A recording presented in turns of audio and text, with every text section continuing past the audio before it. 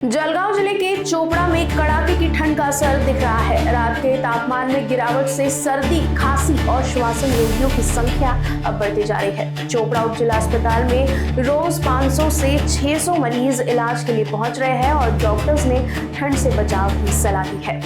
सध्या डिसेंबर महिन्यामध्ये वातावरण अचानक बदललेलं आहे। जोरदार थंडी वाऱ्यामुळे सरासरी तापमान अतिशय कमी झालेलं आहे। तर या थंडीच्या पार्श्वभूमीवर नागरिकांना अनेक प्रकारच्या रोगांना सामोरं जावं लागते। त्याच्यात मुख्यत्वे श्वसन संबंधीचे आजार, उदाहरणार्थ सर्दी, खोकला, दमा किंवा संबंधित आजार हे अतिशय आता होण्याची शक्यता असते। रुग्णांच्या संख्येमध्ये सध्या तरी या रुग्णांची वाढ झालेली आहे।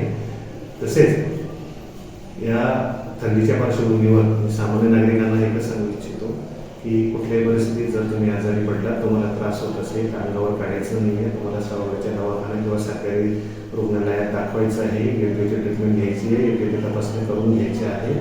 तसेच तुम्हाला जर दम्यासाठी किंवा श्वसन संस्थेचे आजार असतील तर त्यांनी विशेष करून काळजी घ्यायची आहे, कारण ह्या सीझनमध्ये त्यांना जास्त त्रास होण्याची शक्यता आहे।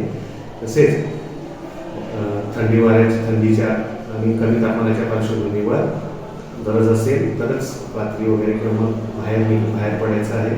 जर बाहेर पडताना पूर्ण काळजी नागरिकांनी घ्यायची। सध्या तरी कमी घसरलेल्या तापमानामुळे लहान मुलांना जास्त त्रास होण्याची शक्यता असते, कारण त्याच्या वयामानानुसार त्याची रोगप्रतिकारक शक्ती कमी अधिक प्रमाणात असते। त्यांना सर्दी खोकल्यासारखे आजार किंवा अस्थमासारखे आजार वाढण्याची जास्त शक्यता असते। तरी अगोदर सांगितल्याप्रमाणे कुठल्याही परिस्थितीमध्ये थंडी पडलेली असताना बाहेर निघायचं नाही आहे।